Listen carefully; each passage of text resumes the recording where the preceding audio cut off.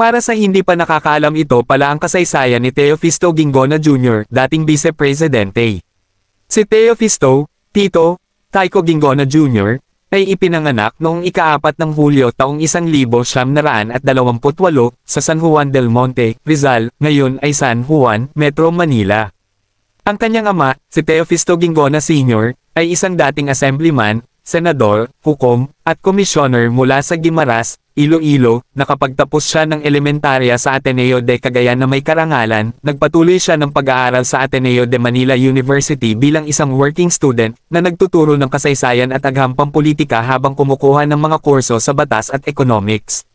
Naging bahagi si Ginggona ng 1971 Constitutional Convention at lumaban sa mga pang-aabuso ng rehimen ni Pangulong Ferdinand Marcos bilang isang human rights lawyer. Itinatag niya ang sandata at naging honorary chairman ng Bandila, dalawang organisasyong masa na nakatuon sa mga reformang panlipunan at pang-ekonomiya.